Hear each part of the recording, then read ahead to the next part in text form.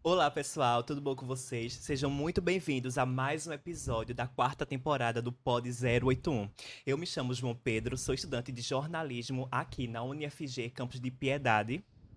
Olá, me chamo Catarina Augusta, faço publicidade e propaganda aqui na UniFG Campus Piedade e hoje nós vamos trazer um assunto que eu particularmente gosto muito, que é a dança. Oi, gente, eu sou a Gabriela e como Catarina bem disse, a gente trouxe um tema hoje muito atual, maravilhoso, jovem, dança e cultura. E como Gabi e Catarina falou, vamos falar sobre dança, que é um assunto que vem se tornando cada vez mais forte, principalmente em Recife e na região.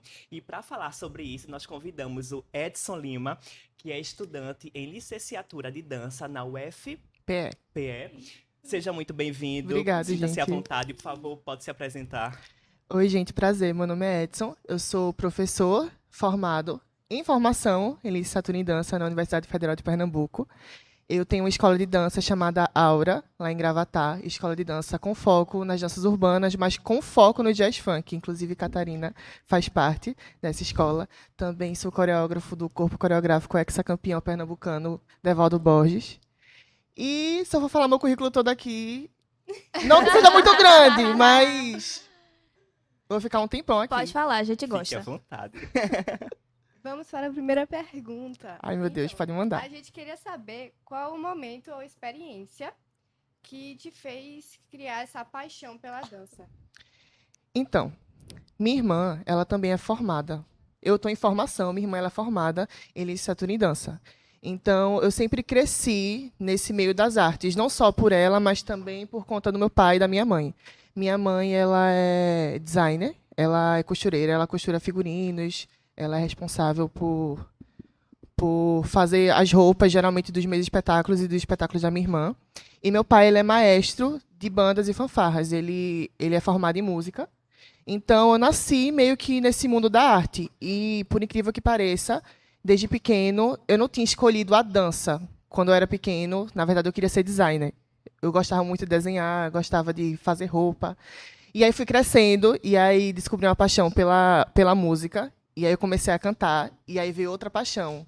Meu sonho, depois de ser designer, começou a ser virar cantor. E mais para o finalzinho da adolescência, essa fase mais adulta, eu descobri não, né? Me reapaixonei pela dança, porque eu sempre fui apaixonado. E eu acabei, através da minha irmã, acabei escolhendo a dança como um caminho profissional. E estou aqui até hoje, né? Eu me considero multiartista. Eu trabalho com a dança, mas eu também desenho figurino, se precisar, eu desenho, se precisar cantar, eu canto, mas o que eu decidi, o meu maior amor, minha maior paixão sempre foi a dança. E eu descobri isso mais recentemente e é o que eu estou trabalhando e estou estudando. Que perfeito. Ed, posso te chamar assim, né? Pode, por Como favor. está no Instagram. Então, Ed, você como professor, a gente estava dando uma estudada no Aura Dance, que inclusive perfeito a coreografia de Obrigada. vocês, a sincronia é algo extraordinário, fiquei muito surpreso. É, Quando você recebe novos alunos, novas pessoas que estão interessadas no mundo da dança, vocês, por se tratarem já de um grupo que participaram de inúmeros eventos, convenções e afins, como é que você adapta é, o iniciante para aquele mais profissional? Por exemplo, eu já trabalhei com teatro infantil. E no teatro infantil, geralmente são musicais. E eu, particularmente, a pior parte para mim era a hora das músicas, era a hora das danças. Porque eu sou muito travado. Então, por exemplo, chega eu, que já tenho experiência com teatro, atuação, ok. Mas e na hora da dança? Como é que você, tipo, consegue adaptar cada aluno para ele imergir nesse mundo? Então, sempre que eu recebo um aluno novo, eu, como professor, prezo por uma fase de adaptação.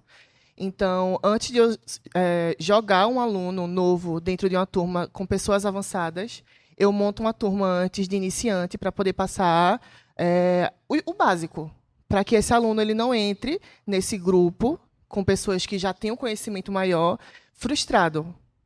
E eu tenho que ter esse cuidado. Eu, como professor, tenho que ter esse cuidado de passar o que eu tenho que passar antes para ele, preparar o corpo dele, preparar a mente dele, porque não só o corpo se vive o dançarino, uma pessoa, na verdade, né? Eu acho muito importante eu, como professor, preparar a mente deles também. E muitos chegam para mim com... muitos deixam de entrar na dança por insegurança, por timidez. E já é um desafio muito grande tentar puxar esses alunos que chegam para mim com essa segurança para fazer aula e falar, você vai entrar agora, mas é um trabalho de formiguinha. Não significa que você tem que chegar agora e fazer uma pirueta tripla e abrir um espacate e fazer coisas que pessoas do avançado fazem. Porque você tem que chegar e respeitar seu próprio tempo, seus próprios limites. Então, eu, como professor, faço esse trabalho de formiguinha. Eu vou ajudando eles a se encontrarem nesse caminho para que eles não cheguem e se juntem com pessoas que já têm experiência e se frustrem e, por isso, consequentemente, acabem desistindo da dança. Porque, infelizmente, eu já perdi muitos alunos por frustração. Frustração não, acho que comparação. É algo que existe muito nesse meio das artes. Comparação, se compara muito. Inclusive, eu, às vezes, acabo me comparando muito com outras pessoas, só que cada um tem o seu processo, né? E eu acho que é por aí. Eu acabo abrindo essas turmas de iniciante, e aí quando eu sinto que esses alunos eles estão mais preparados para poder ir para uma turma do avançado, aí eu vou fazer, também não jogo eles de uma vez nessa turma do avançado, eu vou fazendo um caminho para que eles cheguem de uma forma confortável, porque por mais que eles já tenham conhecimento, cheguem no iniciante, eu passe todos os conhecimentos necessários para eles irem para o avançado, às vezes eu colocar eles imediatamente na turma do avançado vai causar um choque. Então, eu tenho que fazer todo um caminho, tenho que fazer vários planejamentos, porque eu trabalho com pessoas, né? E a gente sabe que cada pessoa tem uma mente diferente, pensa diferente, então eu tenho que estar sempre me adaptando para as pessoas que estão chegando, para novos alunos. E é isso. Bom, Éder, aproveitando que tu já entrou nesse assunto de saúde mental, a gente sabe que a dança contribui muito para a saúde do físico. Mas como professor, quais são as melhorias na saúde mental que tu consegue perceber quando a gente entra assim nesse mundo da dança? Então, eu vejo que as artes, elas ajudam muito, principalmente na questão da memorização. E nas danças urbanas, eu acho que na dança no geral, mas eu trago para as danças urbanas, para o jazz funk, que é o estilo de dança que eu dou aula, eu vejo que melhora muito a autoestima dos meus alunos. E eu acho que esse é o meu principal ponto.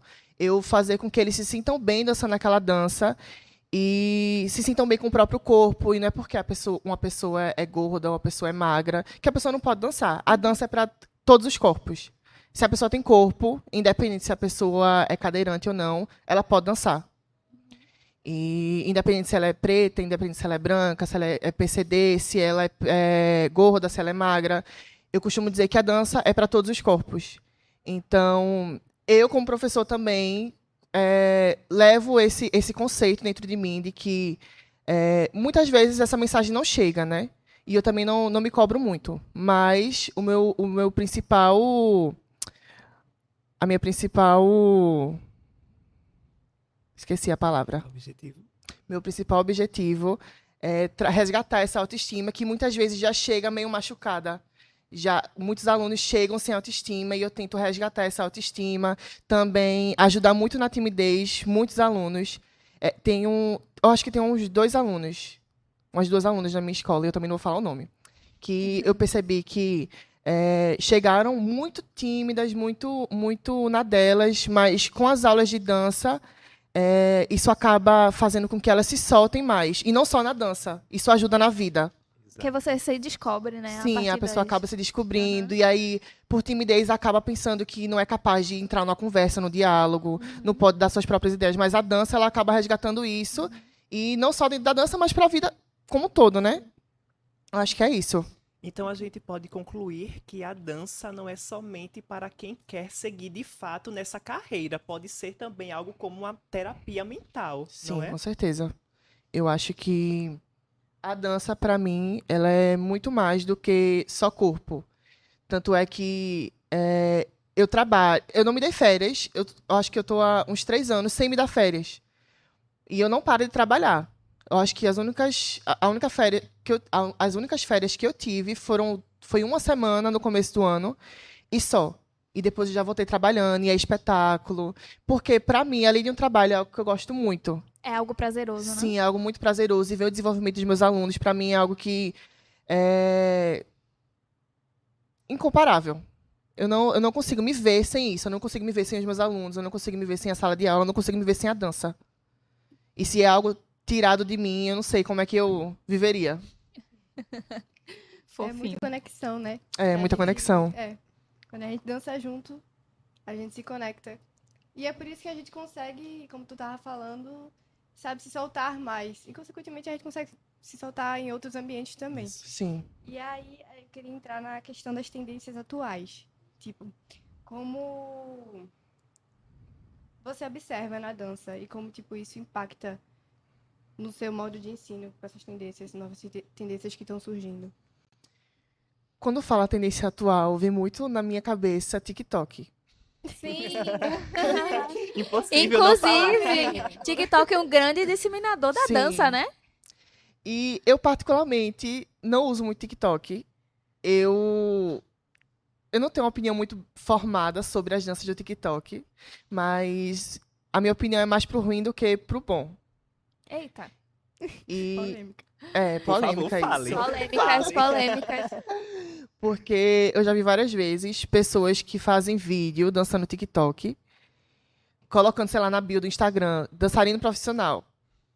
Ah, Ah. então a tua crítica seria porque meio que não seria vulgarizou, mas tirou, tipo, É. a seriedade. Tirou a Sim, seriedade, tirou a seriedade da dança. da dança. Porque pra pessoa se tornar profissional da dança, não Tem é que só dançar, estudar, tem que estudar e sim. muito. Muito. Muito, tem que Porque fazer não é aulas. fácil estar numa federal, né? Sim.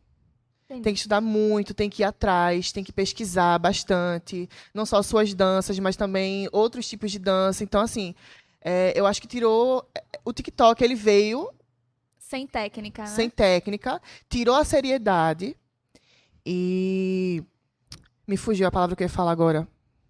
O profissionalismo em si. O profissionalismo. E eu acho também que impossível o TikTok do jeito que tá, a gente apagar ele, né, da história. É. Isso é impossível. Sim. Então, eu tento trazer e fazer com que isso venha a meu favor. E, por exemplo, eu tô no estágio agora e às vezes eu falo, eu tô estagiando com meninos de entre 12 a 13 anos, que é o quê? Sexto ano. E às vezes eu peço para eles improvisarem uma dança. Aí já vem, passa o TikTok. Aham. Aí eles fazem, só que é o acervo que eles têm, né? E aí eu Sim. também não posso culpar. E eu uso isso ao meu favor. Eles estão dançando, eles estão se divertindo, e pra mim é isso que importa, sabe? Mas é essa a minha opinião sobre o TikTok. E eu acho que, puxando mais para as danças de atualidade, também tem o K-pop, que está se tornando muito atual. Ah, eu amo K-pop. K-pop eu já tenho uma opinião completamente diferente. É, você gosta? Gosto. Ah. Eu acho que o K-pop, ele traz, diferente do TikTok, ele traz uma seriedade maior. Eu acho o K-pop, inclusive, muito disciplinado. Sim. Os dançarinos de K-pop. Muito. Porque eles passam por um treinamento, né, antes de debutar. E eles têm aulas de dança, eles realmente estudam. E tanto é que no Aura a gente tem uma extensão, que Catarina também faz parte, a gente tem a extensão do Aura K-pop, que a gente participa de concursos, a gente também faz vídeos, a gente tem o YouTube, que a gente começou a postar agora, mas a gente vai começar a postar mais. E o K-pop é algo que eu vejo crescendo muito, e que, diferente do TikTok, eu gosto. Eu gosto da forma que ele está crescendo, eu gosto da forma que ele está trazendo as danças de uma forma séria e apresentando para um público menor também, né? Eu vejo que o K-pop, ele chega principalmente no público infantil. E eu vejo que crianças que crescem ouvindo K-pop, crescem vendo performances de K-pop, acabam desenvolvendo a dança mais facilmente. Isso, para mim, é um ponto muito positivo. Eu acho que é isso. E com técnica, né? Porque o K-pop tem bastante técnica. Sim. Né? K-pop tem muita técnica. A principal técnica do K-pop são as danças urbanas. E aí, das danças urbanas são danças que têm um contexto criado na rua. E aí, São danças como, por exemplo, o hip hop, como o Vogue, o Waacking, o Jazz Funk, que é o que eu dou aula.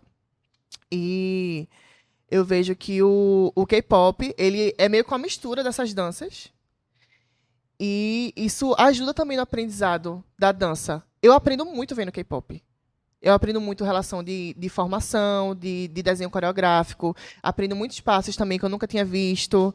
Eu aprendo muito vendo K-pop e eu acho que as pessoas que consomem também aprendem muito. E para mim é uma forma de pesquisar também as danças urbanas, sabe? Já que entrou nesse assunto de K-pop, me veio um questionamento, uma pergunta agora na cabeça. Sabemos que apesar de todo o lado bonito do K-pop, tem toda uma questão obscura, vamos dizer assim, por trás, não é? Sim. Então, puxando para sua realidade, como é que você lida com a questão da pressão estética e profissional que no meio artístico, não só na dança, mas no meio artístico em geral, as pessoas sofrem em questão de atingir um determinado perfil físico, um senso de estética que foi propagado, que é humanamente impossível.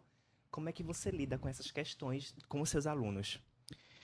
Então, como eu tinha dito já, para mim, a dança é para todos, independente. E eu vejo que muitos professores irresponsáveis acabam levando esse peso para suas aulas. É uma aluna que chega um pouco mais gordinha, que pede para ela emagrecer, porque trazendo para o balé, né, que é o principal. Quando fala em impressão estética, para mim o balé vem na minha mente em primeiro lugar. É uma aluna que chega um pouquinho mais gordinha, uma semana depois de uma aula anterior, e ele pede para ela emagrecer, porque senão ela não vai subir numa sapatilha de ponta. Ou ela não vai conseguir fazer um giro. Sendo que existem vários modelos por aí. No Instagram mesmo, só abrir meu Instagram aqui, eu posso mostrar várias bailarinas gordas. E também tem a questão da bailarina preta. E aí eu estou trazendo mais uma vez para o balé. No balé, tem aquela questão das meninas serem muito magras. Uma perna mais fininha, uma silhueta mais fininha. E coisas que mulheres pretas, não todas, mas em sua maioria, tem um quadril um pouco mais largo, uma coxona.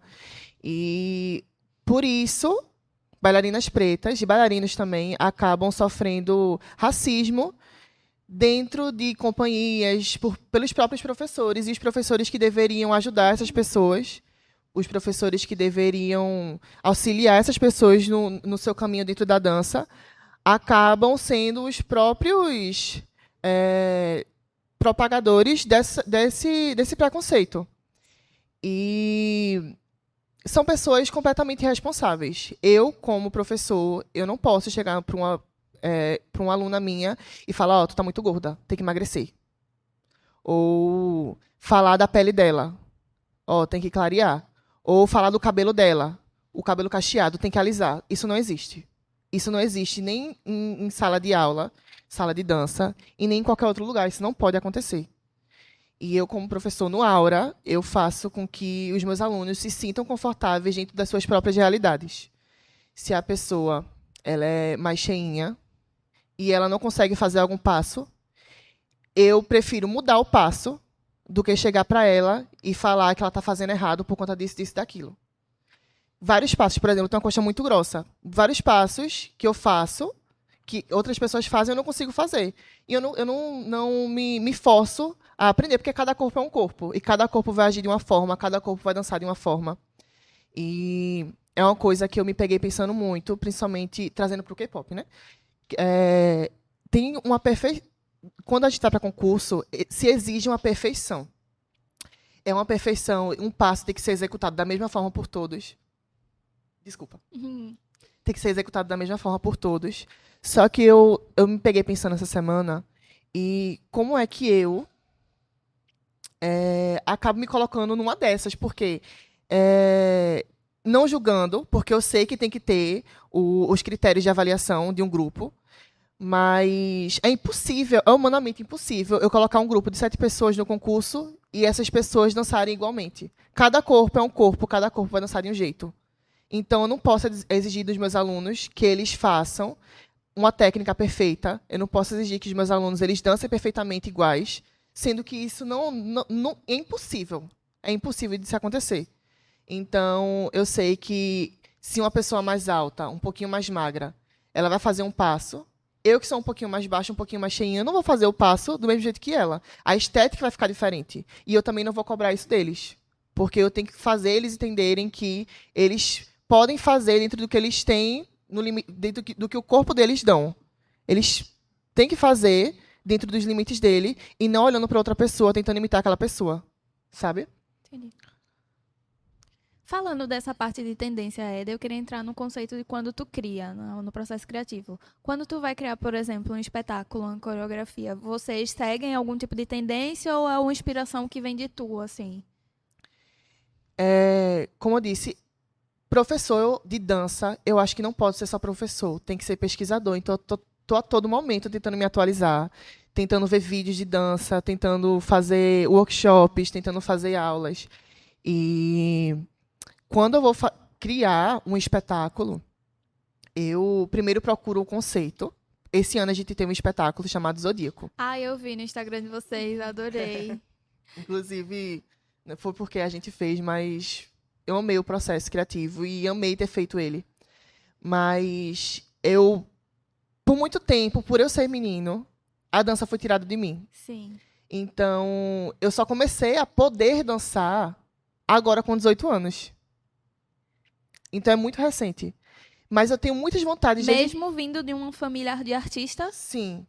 Mas não era nem, o preconceito não era ainda dos meus pais. Era do resto da família. Sim. Tios, tias, sabe? Entendi. Que acabava reverberando nos meus pais também. Sim. Mas a minha irmã, ela sempre me levava para uma aula escondido. Aham. E eu amava. E me perdi. Processo criativo, zodíaco. Sim. E aí, quando eu era pequena, eu sempre ficava criando conceitos. Não, se eu fizesse um espetáculo, seria assim. Se eu fizesse um espetáculo, seria assado. E aí, eu fui crescendo e essas ideias nunca saíram da minha cabeça. E aí, essa ideia do zodíaco, eu sempre fui muito apaixonada por essa questão astrológica, por signos.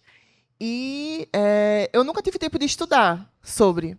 E eu, não, agora que eu vou fazer espetáculo, que eu preciso fazer um espetáculo para esse ano, eu vou juntar uma coisa que eu queria muito estudar e com uma coisa que eu já estou estudando, que é a dança.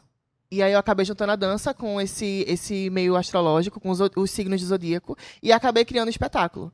E aí, se eu for abrir no meu celular também, tem várias listas de vários espetáculos que eu quero fazer. Então, tem espetáculo aqui até 2030, 2035, por aí.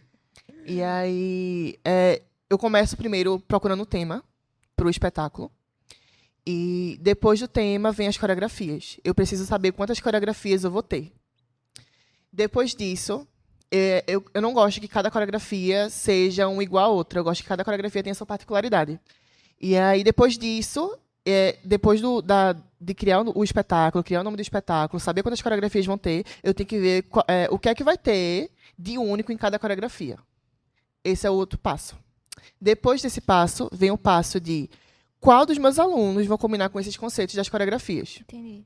Por exemplo, Catarina, ela combina com algo mais... Catarina é muito plural, ela combina com vários estilos de dança. Mas, por exemplo, Catarina combina com uma coisa mais sexy. Então, eu vou colocar ela na coreografia mais sexy. Rian combina com uma coreografia mais hip hop. Aham. E aí, eu vou colocar ele na coreografia mais hip hop. Isso entra muito naquela parte que tu falou de adaptar os alunos, né? Sim. E aí, eu não vou colocar um aluno que é muito hip hop na coreografia de jazz, que é uma coisa mais lenta, porque senão aí vai gerar aquela frustração. Então tem que ter todo esse cuidado. Aham. E aí eu gosto muito também de destacar a particularidade de cada um dos meus alunos. Então, toda hora nas coreografias eu gosto de colocar solos para eles. Para eles se destacarem. Pelo menos em uma coreografia, cada um deles vai ter um destaque. E dentro desses destaques também, geralmente, eu dou liberdade para eles. Porque eu acho que a dança vai muito mais além de técnica. Não é só chegar lá e falar, tu vai fazer assim, assim, assado. Eu gosto que eles tenham esse senso de criatividade, eles sejam donos das suas próprias coreografias, e eles criem suas próprias coreografias. Então, depois desse passo, que eu não lembro, qual foi o passo? As coreografias individuais. Colocar cada um nas coreografias. Eu vou coreografando, e aí, como eu tinha dito, eu penso muito nos desenhos coreográficos. Eu não gosto... Desenhos coreográficos são mudanças de formações. E aí eu não gosto de deixar uma coreografia em um só desenho. Eu gosto, em uma coreografia minha tem que ter pelo menos uns 20 desenhos coreográficos. Então, pra mim, isso é uma das coisas que mais leva tempo também. Eu tá pensando em como é que vai começar. E tem que, a pose inicial tem que chamar muita atenção, assim como a pose final. E aí, como é que eu vou começar? Depois dessa pose inicial, pra onde é que eu vou?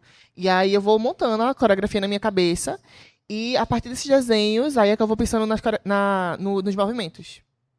E aí, geralmente, eu não levo coreografia montada para as aulas. Eu prefiro montar nas aulas, porque eu sinto que com as pessoas ao meu redor, eu olhando pro rostinho de cada um, eu vou conseguir montar a melhor coreografia não para mim, mas para eles.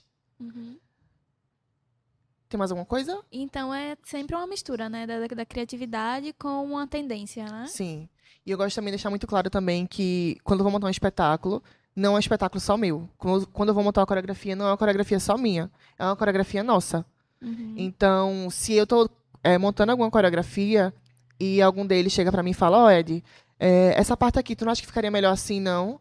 Aí eu vejo, se eu acho que realmente ficou melhor, eu falo, sim, ficou mesmo. Aí a gente vai e troca, e a gente vai fazendo essa Dá construção esse juntos, senso sabe? de liberdade, Sim, né? eu dou esse senso de liberdade, não só para eles criarem suas próprias coreografias, mas também fazer com que eles façam parte do processo comigo, sabe? Eu não coreografo sozinho. Eu estou coreografando, eu sou a cabeça por trás de tudo, mas eles também podem me ajudar, me auxiliar. Porque não é porque eu sou professor que eu sou o que mais sabe de tudo. Porque eu não posso errar, ou que eu seja melhor do que eles. Não. Cada um ali tá no mesmo processo, tá com o mesmo intuito, que é aprender a dança, que é dançar. E eu sempre respeito isso quando eu tô coreografando, quando eu tô montando alguma coisa, quando eu tô em aula. Existe a troca, né? Sim, essa troca de professor-aluno. Então, Ed, para uma pessoa que de fato quer seguir profissionalmente na dança e levar isso para a vida dela, quais habilidades e técnicas você acredita que são essenciais para essa pessoa que quer se destacar nesse ramo? Eu acho que, primeiramente, experimentar vários estilos de dança. E depois que você experimentar todos esses estilos de dança, você vê o que é que sua luz brilha mais, o que é que te faz brilhar mais. E a partir disso, vai estudar, vai pesquisar, vai fazer aula. E uma pessoa que chegar para mim e falar, não, eu já sei de tudo, não sabe. Não sabe, a gente tem que estar em constante vontade de aprender, de ir atrás, de pesquisar. Então, não para de pesquisar, pesquisa até você morrer. E trabalhe muito e estude muito, porque é isso que, no final das contas, vai fazer a diferença. Uma pessoa que só dança por dançar, sem estudar, e uma pessoa que dança e estuda, são coisas completamente diferentes. E isso reverbera até no corpo da pessoa. Se colocar duas pessoas assim, um do lado da outra, vai dar para perceber a diferença. E qual conselho tu daria para uma pessoa que quer começar nesse mundo da dança? Profissionalmente? Profissionalmente ou até para desenvolver mesmo a personalidade, se encontrar. Profissionalmente, o conselho que eu dou é estudar. E, como a gente tinha falado antes, quer entrar no mundo da dança como hobby, basta só querer. E procurar profissionais certos. Porque o que tem de professor irresponsável dá até vontade de chorar, de verdade. Porque já ouvi vários relatos de pessoas que têm medo de voltar a fazer aula, porque já fizeram aula antes com professores que subiam em cima da pessoa e pegava a perna, jogava lá para trás, porque acham que alongamento é tudo numa dança. Sendo que tem que respeitar o processo de cada aluno. E tem professores que não entendem isso. E isso é porque esses professores não estudam e não entendem isso. E procurar professores capacitados, professores que estudam acima de tudo. E os professores certos. Não é o professor que vai subir em cima de você e não vai mandar você fazer uma borboletinha, vai mandar 3 pessoas subir em cima de você para você ficar mais alongado. É o professor que respeita o seu processo. É um professor que vai estar lá lhe respeitando acima de tudo e vai, de fato, lhe ajudar a crescer, não só na dança, mas a ser uma pessoa melhor, crescer na vida. Eu acho que é isso. Perguntas? Eu tenho uma pergunta para Catarina. Pra mim, Ai, Pra meu Deus. Catarina. Porque ele falou sobre se conhecer, experimentar ritmos. Qual o teu ritmo preferido de dançar? digamos que eu ainda estou na descoberta, sabe? Eu ainda estou me aventurando. Porque eu comecei assim, feito o Edson tinha falado, eu parei de fazer dança e eu tinha desistido da dança por um tempo. Sendo que algumas pessoas me incentivaram e eu fiz, não, vou tentar. Aí eu cheguei no hora como que eu não queria nada e ele conseguiu me fazer voltar a dançar, entendeu? Então, assim, milagroso. Aham. Porque eu senti uma confiança e, tipo, é muito real a questão da diferença de quando eu entrei pra quem eu sou agora. Tanto a questão de comunicação, sabe? Eu era muito mais retraída. É porque hoje em dia é diferente, mas eu era muito quieta, tanto que nas primeiras aulas eu ficava toda assim. Ficava muito toda caladinha. sabe?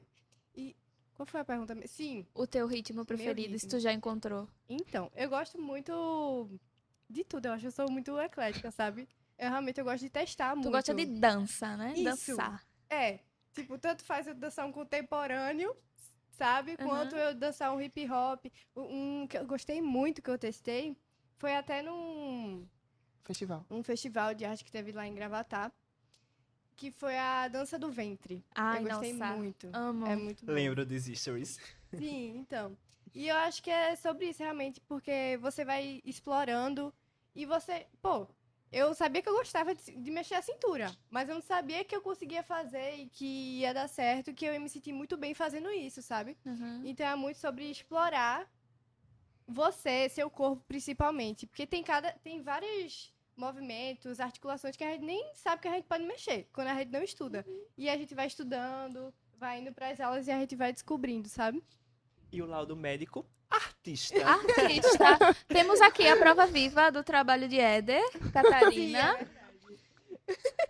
de testemunha que melhorou o físico, o mental, carisma, ela Está brilha. aqui. E eu gostaria, todos nós gostaríamos de agradecer muito pela sua presença, Ed, que veio de longe para essa entrevista. Diretamente de Gravatá. Eu que agradeço, gente. Muito obrigada pelo convite. Foi muito bom estar aqui, compartilhando experiências, compartilhando meus conhecimentos sobre a dança com o professor também. Se tiver outra oportunidade também, pode chamar que eu venho. Ah, Com certeza, sim, chamaremos com o grupo certeza. inteiro. E agora ele vai dançar pra gente. Pode subir na mesa, Éder. E é isso, gente. Muito obrigado por assistir o episódio até aqui. Sintam-se à vontade para nos mandar pautas e novas ideias para novos temas. E é isso. Até a próxima. Até a próxima. Até.